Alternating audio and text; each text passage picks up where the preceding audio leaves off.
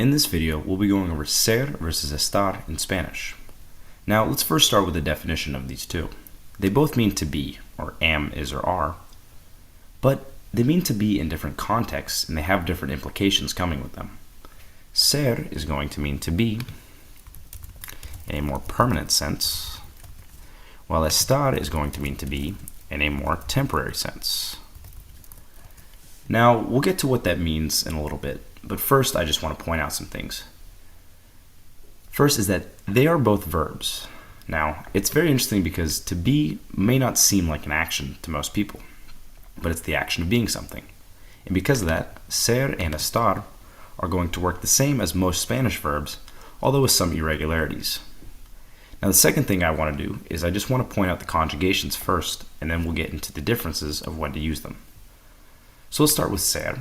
To say I am, when conjugating to ser, we would expect it to be so, but it's not, it's soy. Meaning I am, eres, you are.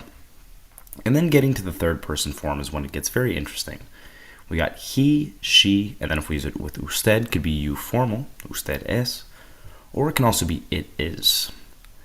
And so one thing that I wanted to point out real quick is that if we're using it as it is, typically we just say es. We don't include anything else. And the reason why is because technically there is no such thing as it in Spanish. And so the it is going to get built into the verb. Everything is known as either a he or a she, but if we don't know exactly what we're talking about, then in that case, we would just say es. So for example, if I were to say, it's cool, then I would say es, and then the Spanish word for cool. In this case, I'll use chévere, es chévere. So overall, you can see that it is getting pretty much always built into the es. Then we got somos, going to be we are. And finally, they are or you guys are being son, depending on whether you're talking about ellos and ellas with they are, or ustedes with you guys are. Now, estar is going to function essentially the exact same way, just different conjugations. So we're going to start with estoy, which is irregular. Next we have estás, almost regular. However, you can see that it has that accent. That's because there's another word in Spanish, estas, which means these. And so we need to differentiate between those two. Estás means you are, estas means these. Next, we got está, got estamos, you can see no accent there, and finally están. And so these are going to be all the forms of estar, working the exact same way as the ones with ser, except for one is implying being in a permanent sense, and the other one's implying being in a temporary sense. Now, let's talk about exactly what I mean by that. So, for example, down here, I've written two sentences, one using ser and one using estar. So we got él es feliz and él está feliz. Now first, I just want to note that the word feliz, if you don't already know, means happy in Spanish. And so either way, right here, we are trying to say he is happy. And we can actually translate these both to he is happy. However, these have different implications with them. For él es feliz, it's going to mean he is happy in the sense that that is a description of him. That is his personality. So overall, he's just a happy going person. Now, when we say él está feliz, that means that we're talking now about a condition, or we could say a mood he is in. So you can see in the one that we're using ser, we're talking about something that's much more permanent, a description of him. You know, he's a happy-going person, right? Versus él está feliz, we're talking about something much more temporary. It's the mood he's in. The mood's always changing, right? Our emotions and our moods and our conditions, they change throughout the day. And so you can see that even though we translate these the same, they each hold different implications. And one thing to note is that in certain situations, you're pretty much always going to have to use ser, and in other ones, you're pretty much always going to have to use estar. But there are some situations, for example with this one, where we can switch between the two. It just implies something different.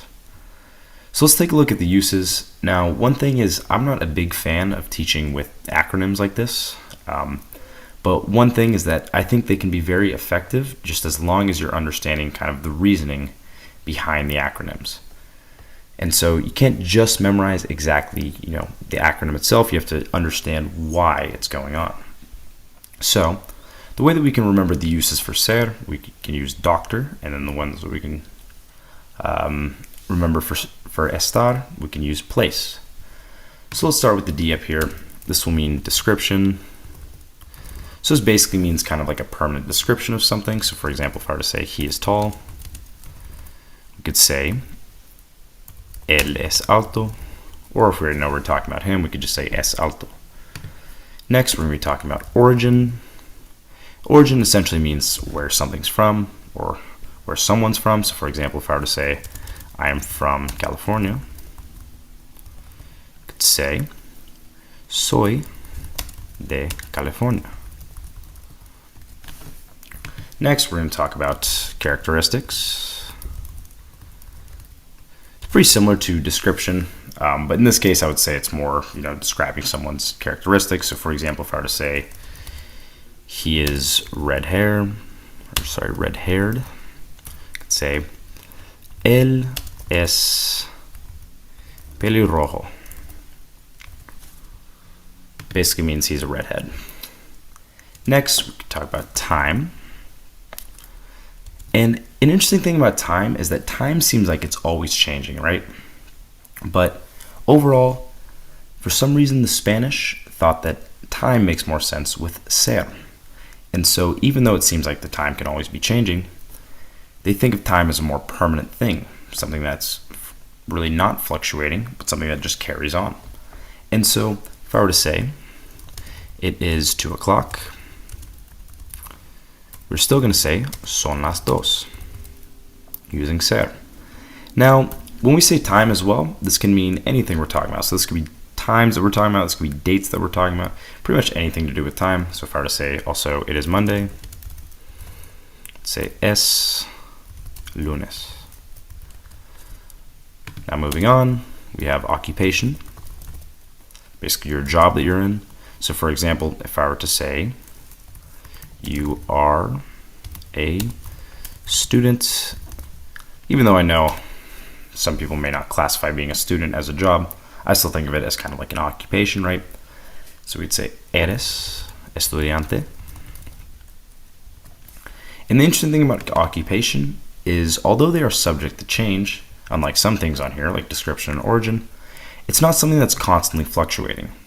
And so that's kind of the idea behind ser, is that these are things that don't constantly fluctuate. These are things that stay the same either forever or things that stay the same for a very long time.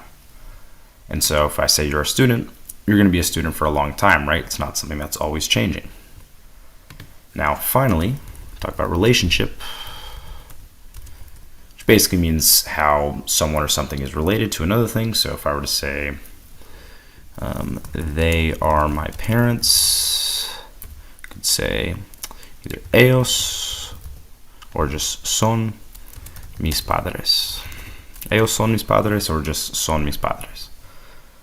And so you can see that everything that we're using with ser are things that tend to be very permanent.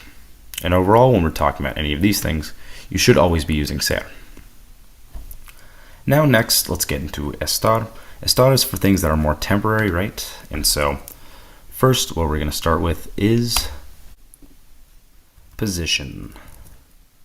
So essentially what I mean by position is just the current position that you're in. So for example, if I were to say I am seated, I could say estoy sentado. And the reason why is because, I'm not going to be seated forever, right? It's just a temporary position I'm in, but I'm changing position throughout the day. I could say I'm on foot, I'm seated, I'm laying down, stuff like that.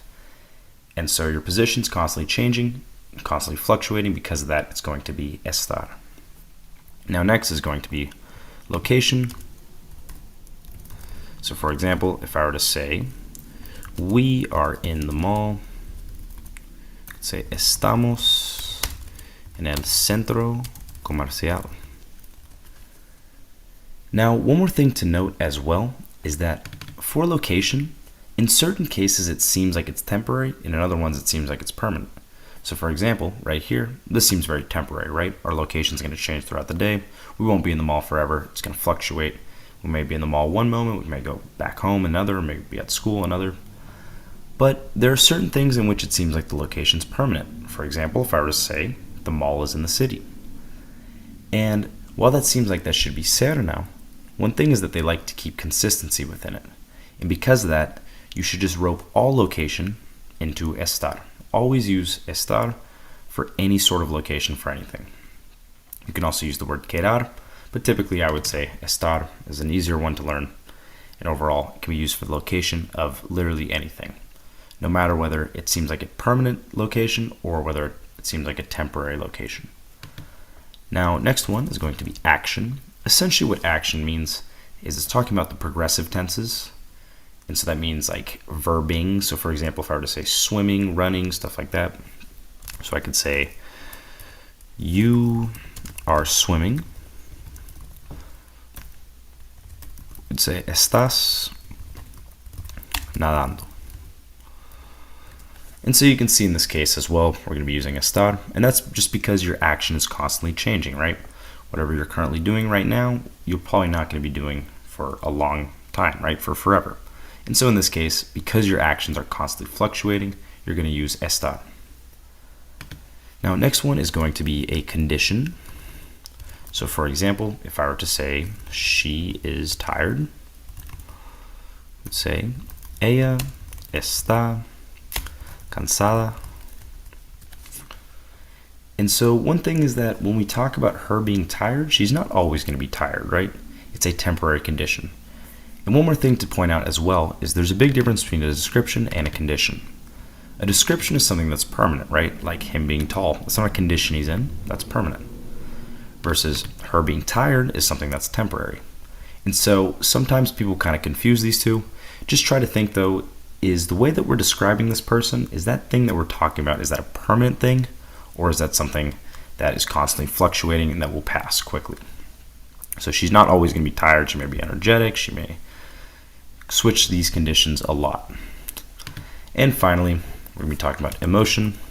Pretty similar to condition, but we're more dealing with like real emotions here. So, for example, we could say, we are sad. Estamos tristes.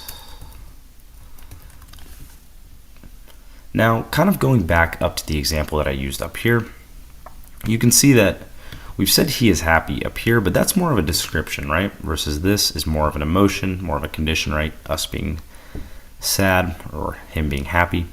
And so it kind of depends on how you use it, but overall, when we use it like this with ser, that emotion is basically going to turn into a description. We're describing the way that person is. But if we use it with estar, it's just going to show the emotion that they're in or the current mood that they're in. And so I would say that if there's one big takeaway from ser versus estar, it's that ser is for permanent things. It's to be in a permanent sense. And estar going to be for temporary things, to be in a temporary sense. Hope this video helped. See you guys in the next one.